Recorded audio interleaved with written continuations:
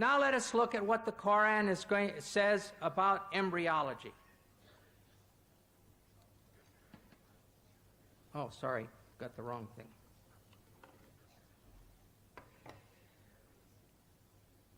It has been said that the idea of the embryo developing through stages is a modern one, and that the Quran is anticipating modern embryology by depicting differing stages. In a pamphlet entitled Highlights of Human Embryology by Keith Moore, Dr. Moore claims the realization that the embryo develops in stages in the uterus was not discussed or illustrated until the 15th century. We will weigh this claim by considering the meaning of the Arabic words used by the Quran, and secondly, by examining the historical situation leading up to and surrounding the Quran. We will start by looking at the main words using the word alaka, main verses. The Arabic word alaka in the singular, or alaq as the collective plural, is used 6 times. In the Surah of the Resurrection, Al-Qiyamah, 75, 35 to 39, we read, "Was he man, not a drop of sperm ejaculated? Then he became alaka, and God shaped and formed and made of him a pair, the male and the female." In the Surah of the Believer, Al-Mu'min, 40:67, it says, "He it is who created you from dust, then from a sperm drop, then from a leech-like clot, alaka, then brings you forth as a child, that perhaps you may understand." In the Surah of the Pilgrimage, Al-Hajj 22:5, it says, "O mankind, if you have doubt about the resurrection, consider that we have created you from dust, then from a drop of seed, then from a clot, alaka, then from a little lump of flesh, shapely and shapeless." And finally, the fullest treatment is in the Surah of the Believers, Al-Mu'minun, 23:12 to 14, which reads, "Verily, we created man from a product of wet earth, then placed him as a drop of seed in a safe lodging. Then we fashioned the drop a clot, alaka, and of the clot we fashioned a lump, and of the lump we fashioned bones, and we clothed the bones with meat. Then we produced it as another creation." And here you have the stages according to the Quran. Nutfa, sperm; alaka, clot; mudagha, piece of meat; adam, bones; and the 5th stage, dressing the bones with muscles. Over the last 100+ years, this word alaka has been translated as follows. There's 10 translations here. I'm not going to read them all. 3 are in French, where it says un gommot de sang, or a clot of blood. 5 versions are English, where it's either clot or leech-like clot. 1 version is in Indonesian, at the bottom there, segumpal darah, lump of or clot of blood. And the last one is Farsi, khun basta, a clot of blood. As every reader who has studied human reproduction will realize, there is no stage as a clot during the formation of a fetus. So this is a very major scientific problem. In the dictionaries of Wer and Abdanur, the only meanings given for alaka in this feminine singular are clot and leech. And in North Africa, both of these meanings are still used. Many patients have come to me to ask for a clot to be removed from their throat. And many women have come to me and told me their period didn't come. When I say, "I'm sorry, I can't give you medicine to bring your period because I believe that's a baby," they would say, "Mazel dim, it's still blood." So they were understanding these ideas of the Quran. Lastly, we must consider the first verses which came to Muhammad in Mecca. These are found in the 96th surah called alaq, clots, from the very word that we're studying. In 96:1-2 we read, "Proclaim, in the name of your Lord who created man from alaq." Here the word is in the collective plural. This form of the word can have other meanings because alaq is also the derived verbal noun of the verb alika. The verbal noun usually corresponds to the gerund in English, as in the sentence, "Swimming is fun." Therefore, we could expect it to mean hanging or clinging or adhering. But the 10 translators listed above have all used clot, or congealed blood, in this verse too. In spite of the number and qualifications of these translators who use the word clot, the French Dr. Maurice Bucaille has sharp words for them. He writes, "What is more likely to mislead the inquiring reader is once again the problem of vocabulary. The majority of translations describe, for example, man's formation from a blood clot. A statement of this kind is totally unacceptable to scientists specializing in the field. This shows how great the importance of an association between linguistic and scientific knowledge is when it comes to grasping the meaning of Quranic statements on reproduction." Put in other words, Bucaille is saying, nobody has translated the Quran correctly until I, Dr. Bucaille, came along. How does Dr. Bucaille think that it should be translated? He proposes that instead of clot, the word alaka should be translated as something which clings, which would refer to the fetus being attached to the uterus through the placenta. But as all you ladies who've been pregnant know, the thing which clings doesn't stop its clinging to become chewed meat. It keeps on being the thing which clings, which is attached by the placenta for 8.5 months. Thirdly, these verses say that the chewed meat becomes bones, and then the bones are covered with muscle. They give the impression that first the skeleton is formed, and then it is clothed with flesh, and Dr. Bucaille knows perfectly well that this is not true. The muscles and the cartilage precursors of the bones start forming from the somite at the same time. At the end of the 8th week, there are only a few centers of ossification started, but the fetus is already able to make muscular movement. In a personal letter from Dr. T.W. Sadler, who's associate professor in anatomy and the author of Langman's Medical Embryology, Dr. Sadler states, at the 8th week post-fertilization, the ribs would be cartilaginous, not bone, and muscles would be present. Also at this time, ossification would just begin. Muscles would be capable of some movement at 8 weeks. It's always better to have 2 witnesses, so we shall see what Dr. Keith Moore has to say about the development of bones and muscles in his book, The Developing Human. Extracted from chapters 15 and 17, we find the following information. The skeletal system develops from mesoderm. The limb muscles develop in the limb buds that are derived from this somatic mesoderm. We see that here on this slide. It's difficult perhaps to see, but there's the limb bud. And then here there's just a little bit of cartilage with the muscles around. Here there's more cartilage. And this is the whole, the bones are formed and in the form of bones, but it's all cartilage. No bones yet.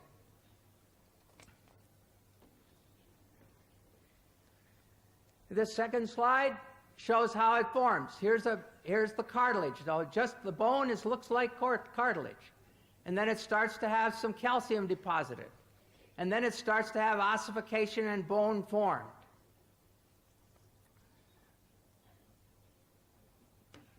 As the bone models form, I want to go back to this. As the bone models form, myoblasts develop a large muscle mass in each limb bud, separating into extensor and flexor muscles. In other words, the limb muscles develop simultaneously from the mesenchyme surrounding the developing bones. So there's the cartilage, and here are the muscles developing around the cartilage. During a personal conversation with Dr. Moore, I showed him Dr. Sadler's statement, and he agreed that it was absolutely valid. Conclusion: Dr. Sadler and Dr. Moore agreed. There is no time when calcified bones have been formed and then the muscles are placed around them. The muscles are there several weeks before there are calcified bones, rather than being added around previously formed bones as the Quran states. The Quran is in complete error here. The problems are far from being solved. Let us return to alaka. Dr. Moore also has a suggestion.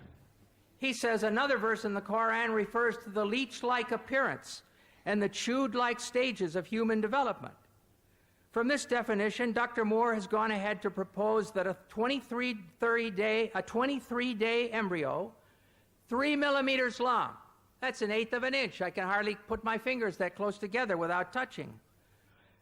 This is Carnegie Stage 10, shown on the inside cover of Moore's book.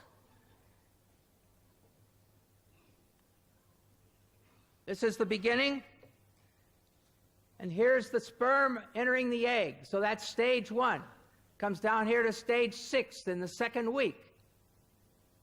And here is the 3rd week. And there's stage 10, and here is day 23. And this is what Dr. Moore wants to say looks like a leech. If we look further, though, and look at the X-ray, here's day 22, and the backbone is still open. And when we look at day 23, the backbone is open there, and it's open there, and the head is wide open. It doesn't look like a leech at all.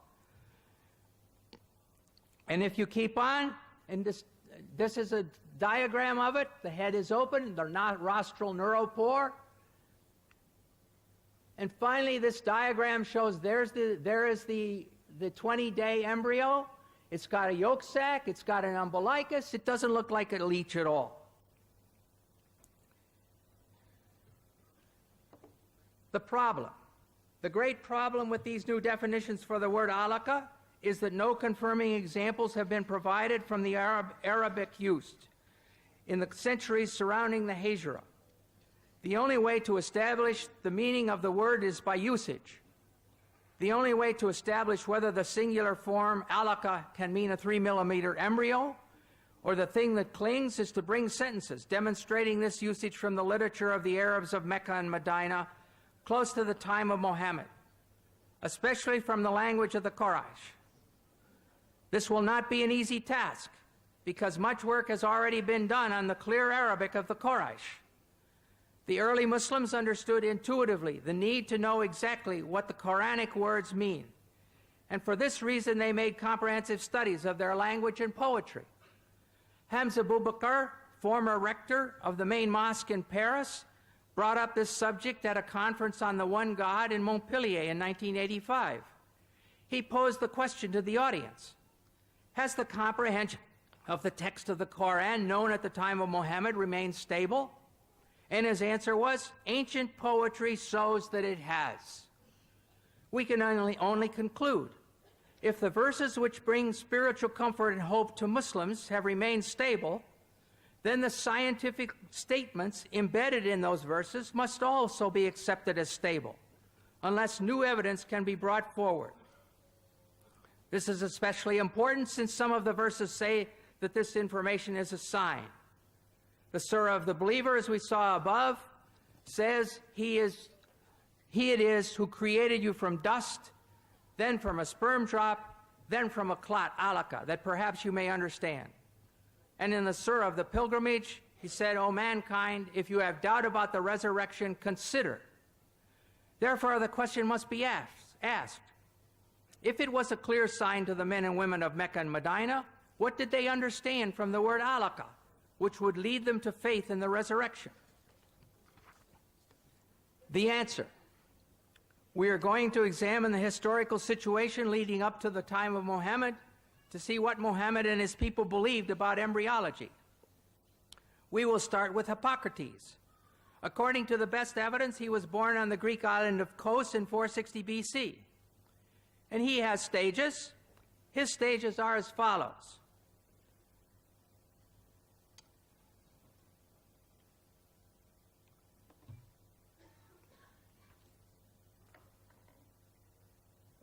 The sperm is a product which comes from the whole body of each parent. Weak sperm coming from the weak parts, and strong sperm from the strong parts. Then he goes ahead and talks about the coagulation of the mother's blood. The seed, embryo, then is contained in a membrane. Moreover, it grows because of its mother's blood, which descends to the womb. For once a woman conceives, she ceases to menstruate. Then about flesh, he says at this stage, with the descent and coagulation of the mother's blood, flesh begins to be formed with the umbilicus.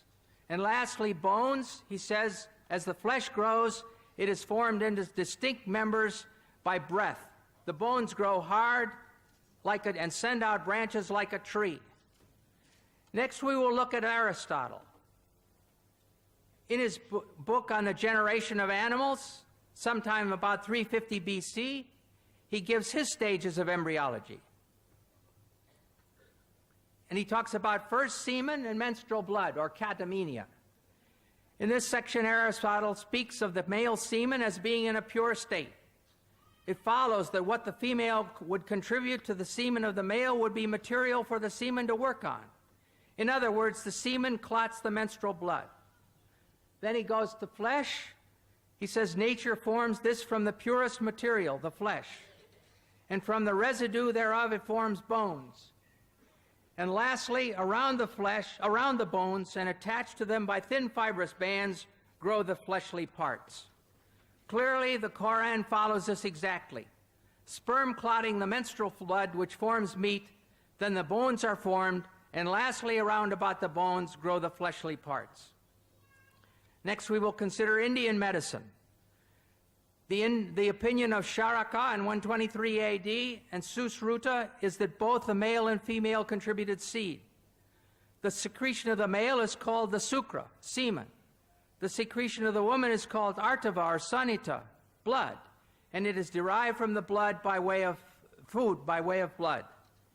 Here we see that in the medicine of India, they too had the idea that the child was formed from semen and blood. Now we shall look at Galen. Galen was born in 131 AD in Pergamum, modern Bergama in Turkey. Galen says on semen, the substance from which the fetus is formed is not merely menstrual blood, as Aristotle maintained, but menstrual blood plus the two semens. The Qur'an agrees with Galen here when it says in Surah 76:2, "We created man from a drop of mingled sperm." Now we'll look at the Galen stages. Galen also taught that the embryo developed in stages. The first is that in which the form of the semen prevails. The next stage is when it has been filled with blood, and heart and brain and liver are still unarticulated and unshaped. This is the period that Hippocrates called fetus. The Quranic Surah 22:5 reflects this saying. Then out of a morsel of flesh, partly formed and partly unformed. And now the third period of gestation has come. Nature caused flesh to grow on and around all the bones. We saw above that the Qur'an agrees with this in Surah 23:14, where it says, "And we clothe the bones with meat." The fourth and final period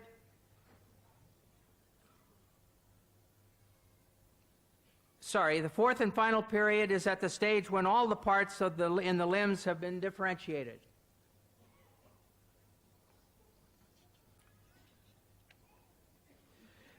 Galen was so important in medicine that just about the time of the Hijra, 4 leading medical men in Alexandria, Egypt, decided to form a medical school, using 16 books of Galen as the basis of the studies.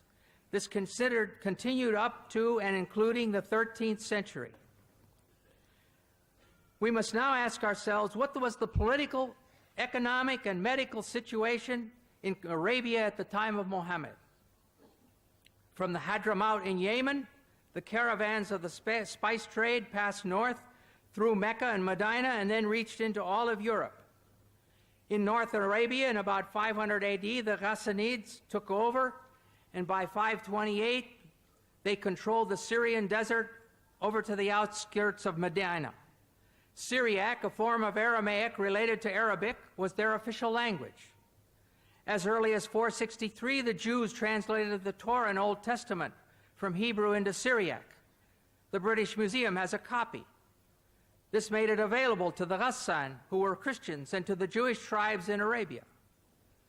During this time, Sergius al-Rasini, who died in Constantinople in 536, one of the earliest and greatest translators from Greek into Syriac, translated various works on medicine, including 26 works of Galen.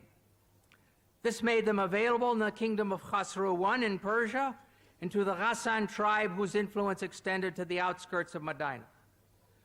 Khosrow I, Arabic Kisra, king of Persia, was known as Khosrow the Great. His troops conquered areas as far away as Yemen, and he also loved learning and started several schools. The school of Jundi-Shapur became, during Khosrow I's long reign of 48 years, the greatest intellectual center of the time. Within its walls, Greek, Jewish, Nestorian, Persian, and Hindu thought and experience were freely exchanged. Teaching was done largely in Syriac, from Syriac translations of Greek texts. This meant that Aristotle, Hippocrates, and Galen were readily available when the medical school at Jundi-Shapur was operating during his reign. The next step was that the conquering Arabs compelled the Nestorians to translate their Syriac texts of Greek medicine into Arabic. The translation from Syriac to Arabic was easy, as the two languages had the same grammar. Concerning the local medical situation during Muhammad's life, we know there were physicians living in Arabia during this period. Harith ben Khalada was the best educated physician trained in the healing arts. He was born about the middle of the 6th century at Taif in the tribe of Bani Thaqif. He traveled through Yemen and then Persia, where he received his education in the medical sciences at the great medical school of Jundi-Shapur, and thus was intimately acquainted with the medical teachings of Aristotle, Hippocrates, and Galen. Having completed his studies, he practiced as a physician in Persia, and during this time he was called to the court of King Khosrow, with whom he had a long conversation. He came back to Arabia about the beginning of Islam and settled down at Taif.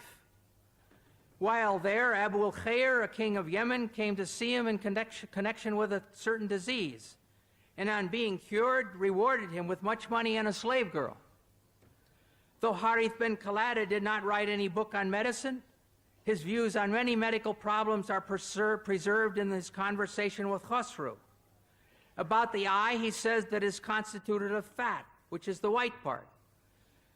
And then the second is constituted with water, which is the black part, and of wind, which constitutes the eyesight. Well, these things we know to be wrong now, but this was Greek thought. All this goes to show the acquaintance of Harith with the Greek doctors. Summarizing the situation in a few words in his book, Histoire de la Médecine Arabe, Dr. Lucien Leclerc writes, Harith ben Khalada studied medicine at Jundi-Shapur, and Muhammad owed to Harith a part of his medical knowledge. Thus with the one as well as the other, we easily recognize the traces of Greek medicine.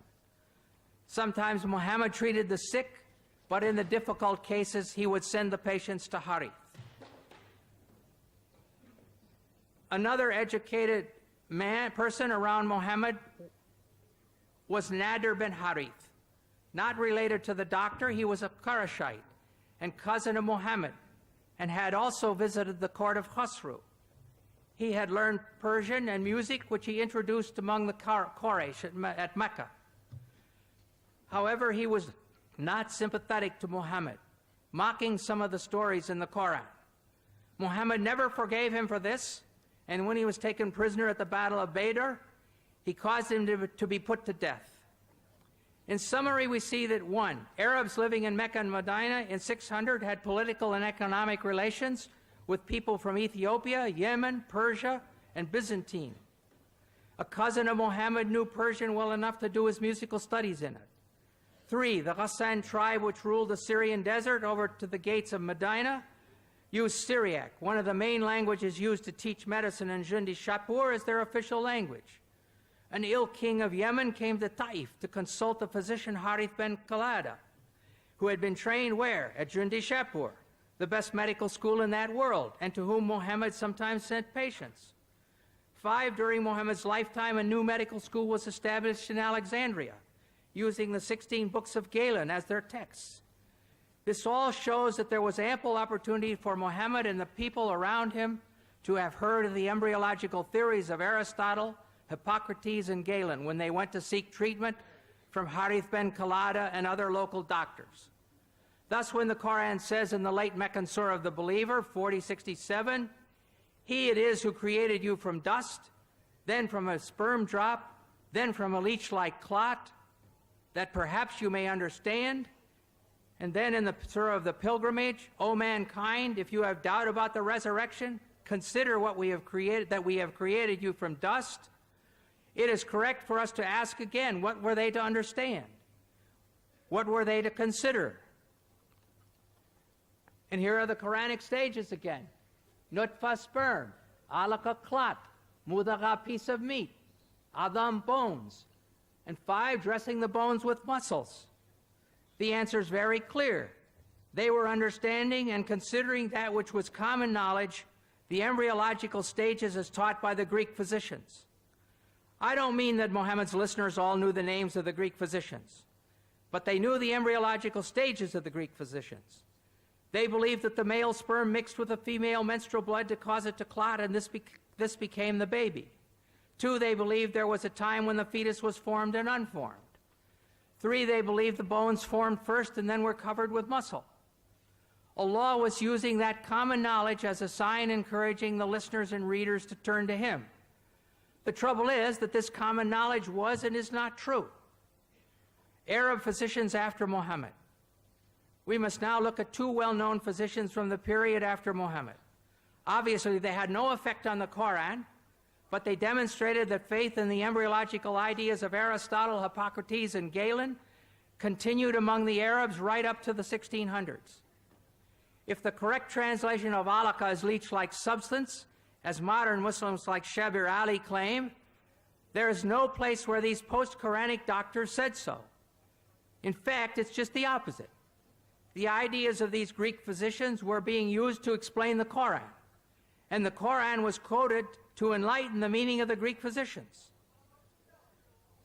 The human being takes its origin from 2, this is speaking about Ibn Sina, or Avicenna.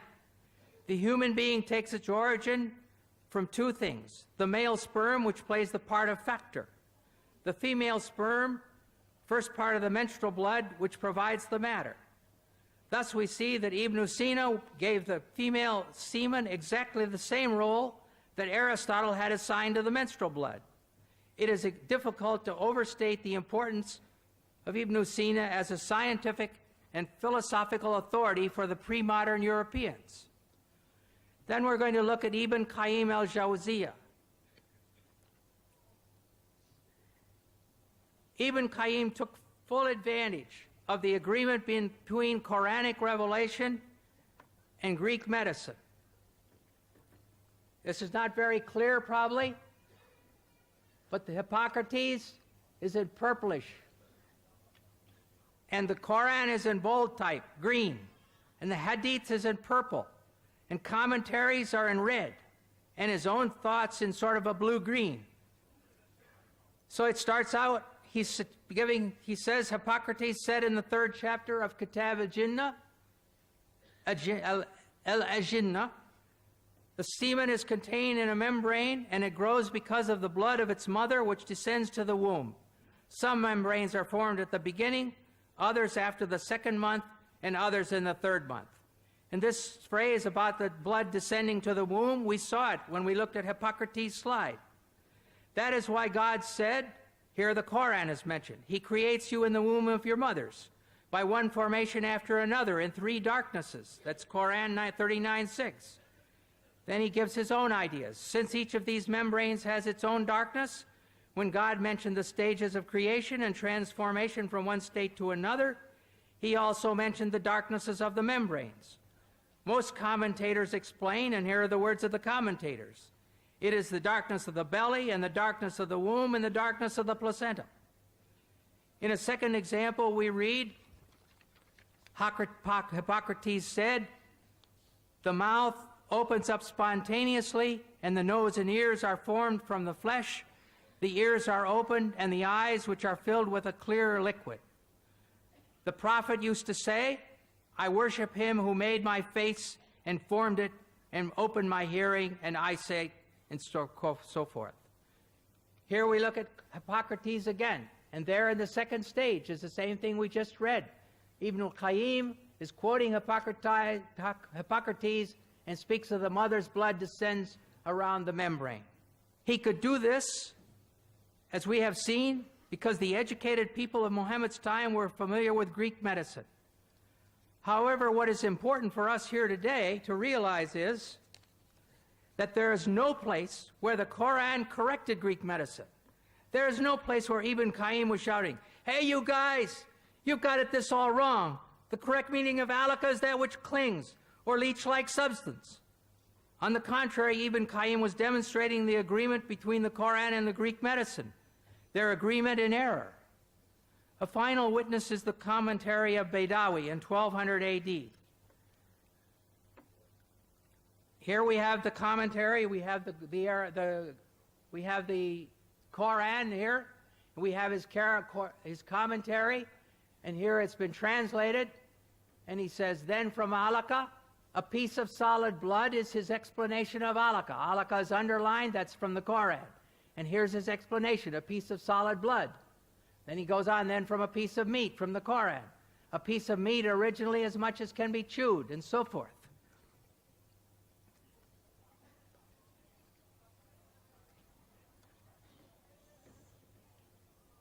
As I mentioned at the beginning of this study, it has been said that the idea of the embryo developing through stages is a modern one, and that the Quran is anticipating modern embryology by depicting differing stages.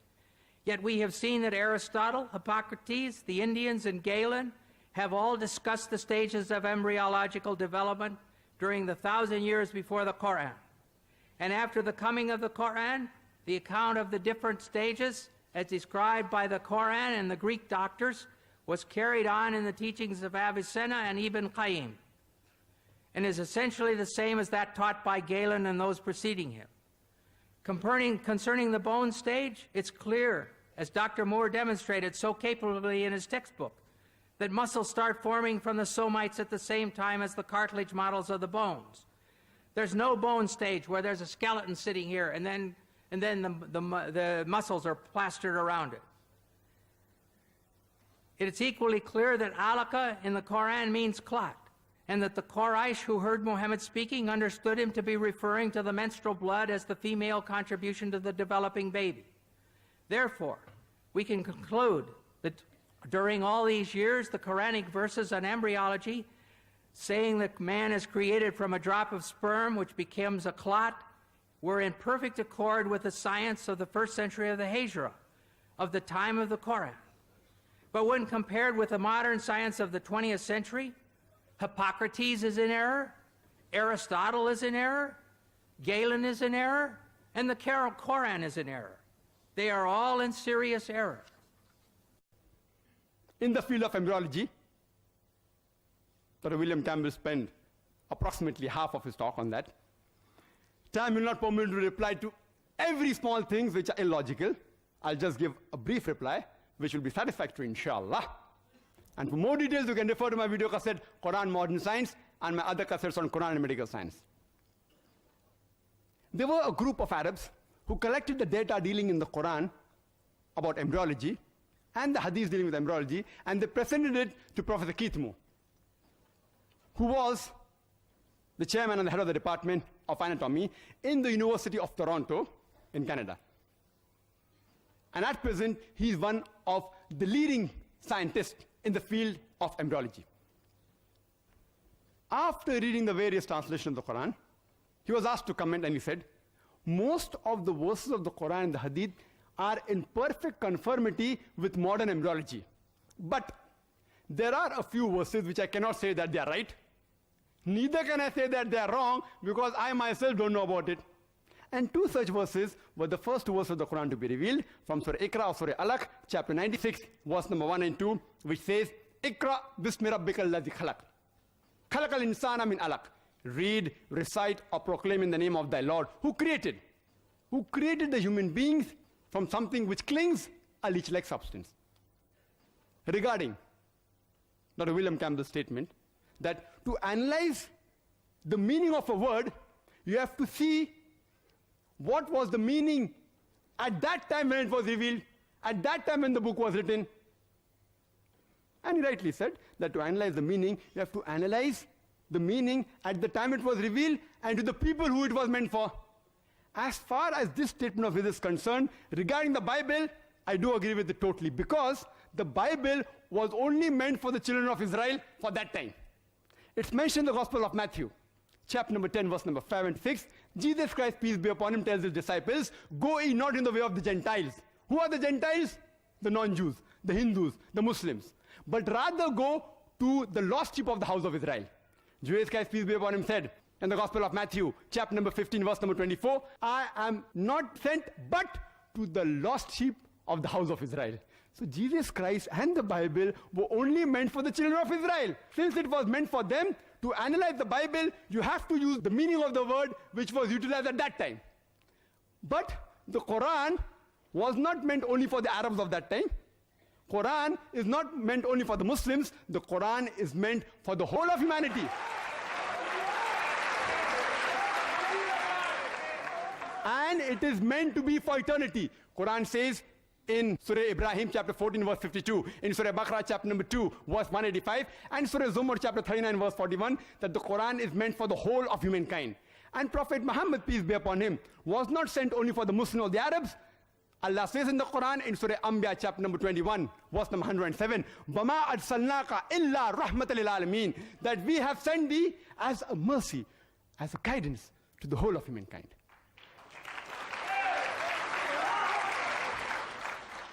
So as far as the Quran is concerned, you cannot limit the meaning only for that time, because it is meant for eternity. So one of the meanings of alaka is leash-like substance or something which clings.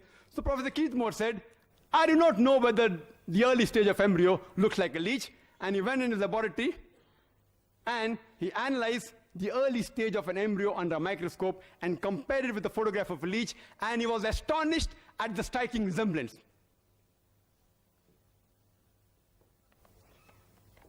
This is the photograph of a leech and human embryo. What Dr. William Campbell showed you is the other perspective of it. If I show this book, it looks like a rectangle. If I show you like that, it's a different perspective.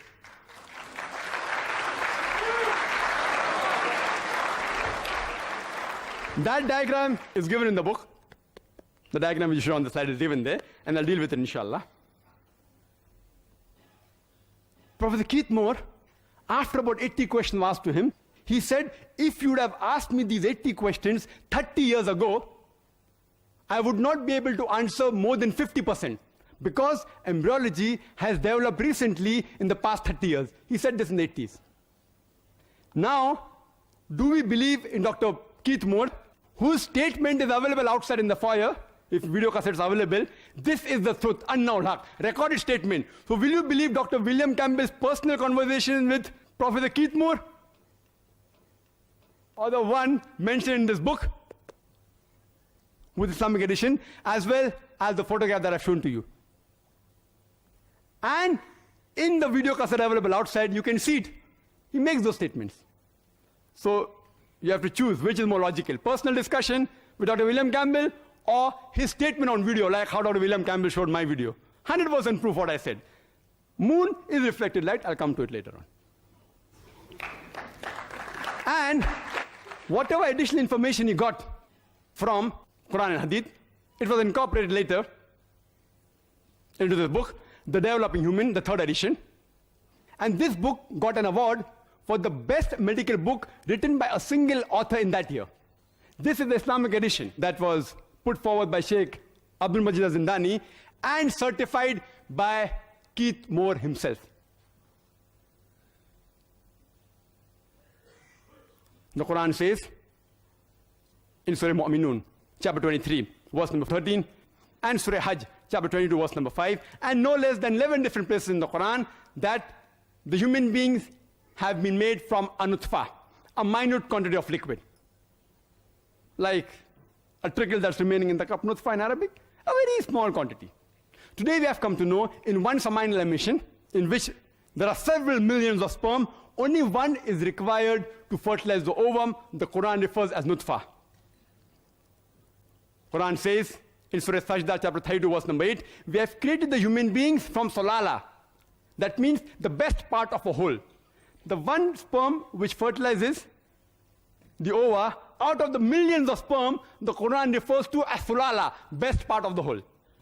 And Quran says in Surah Insan, chapter 76, verse number 2, we have created the human beings from nutfatin amshaj, a minute quantity of mingled fluid, referring to the sperm as well as the ovum.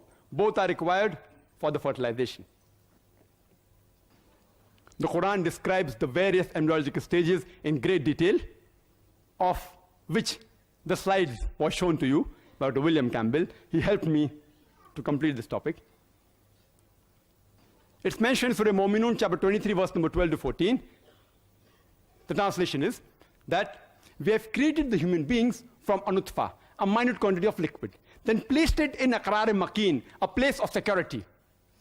Then we made it into an alaqa, a leech-like substance, something which clings, a congealed clot of blood.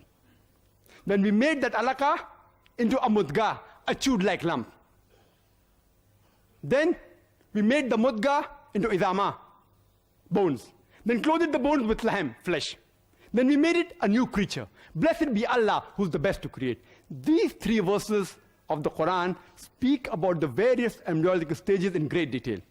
First, the nutfa, placed in a place of security, made into an alaqa. Alaqa has got three meanings. One is something which clings.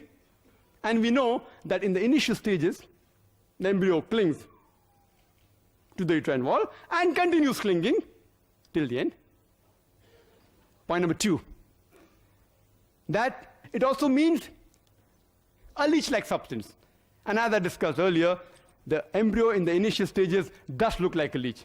Besides looking like a leech, it also behaves like a leech. It receives its blood supply from the mother, like a bloodsucker. And the third meaning, which Dr. William Campbell objected to, that is the right meaning, the congealed clot of blood, and that's why Quran has a scientific error. And I do agree with him that Dr. William Campbell didn't agree.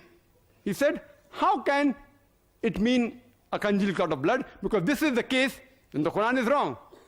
I'm sorry to say, Quran is not wrong. Dr. William Campbell, with due respect to him, he is wrong.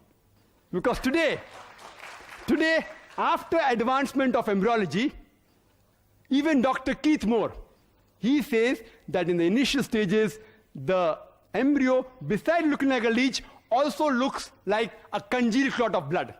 Because in the initial stages of the stage of alaqa, 3 to 4 weeks, the blood is clotted within closed vessels.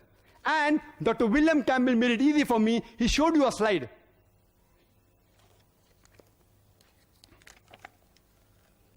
It will be difficult for you to see, but this is the slide he showed you. This is exactly what Professor Keith Moore said looks like a clot, in which the blood is clotted within closed vessels, and during the 3rd week of the embryo, the blood circulation doesn't take place. It starts later on. Therefore, it assumes the appearance of a clot. And even if you observe the conceptus, that's after abortion takes place, you can see it looks like a clot.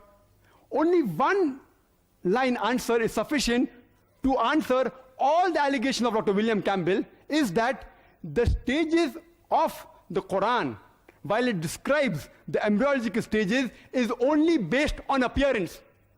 Appearance. First is the appearance of a alaqa, a leech-like substance, as well as a clot of blood.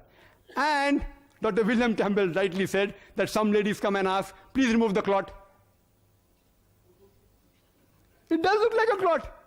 And the stages are based on appearance. It is created from something which appears like a clot, which appears like a leech, and is also something which clings. Then the Quran says we made that alaqa into a mudga, a chewed-like lump. Professor Keith Moore took plaster seal and bit between his teeth to make it look like a mudga. The teeth mark resembled the somites. Dr. William Campbell said, when the alaqa becomes the mudga, the clinging is yet there. It is there till 8.5 months. So, the Quran is wrong. I told you in the beginning, the Quran is describing the appearance. The leech-like appearance and the clot-like appearance is changed to the chewed-like appearance. It yet continues to cling till the end, there's no problem. But the stages are divided on appearance, not on the function. Later on, Quran says, we made the mudga into izama, bones. Then clothed the bones with flesh. Dr. William Campbell said, and I do agree with him, that the precursors of the muscles and the cartilages, that is the bones, they form together. I agree with that. Today, embryology tells us that the primordia of the muscles and the bones, they form together between the 25th and the 40th day, which the Quran refers to as the stage of mudghah. But they are not developed. They are not developed. Later on, at the end of the 7th week, the embryo takes form of human appearance. Then the bones are formed. Today, modern embryology says the bones are formed after the 42nd day. And it gives an appearance of a skeletal thing. Even at this stage, when the bones are formed, the muscles aren't formed. Later on, after the 7th week and the starting of 8th week, are the muscles formed.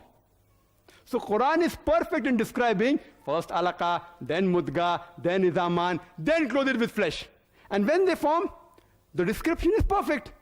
And Professor Keith Moore said that the stages that how it is described in modern embryology, stage 1, 2, 3, 4, 5, it's so confusing. The Quranic stage on embryology, describing on the basis of appearance and the shape, is far more superior. Alhamdulillah. Therefore he said that I have no objection in accepting that Prophet Muhammad is the messenger of God and that this glorious Quran has to be a divine revelation from Almighty God.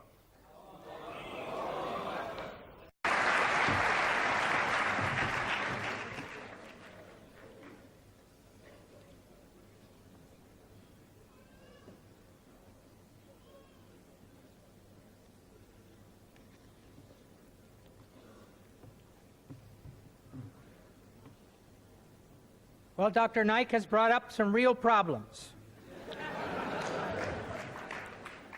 I don't agree with his answer about the Quran in terms of the alaqa and mudagha. I still think it's a big problem. But that's his opinion and my opinion. So everybody will have to go home and think about it themselves. Time to touch on all the points on embryology. I've touched on all of the 8-9 topics which he spoke on. Embryology, I'll go more in detail.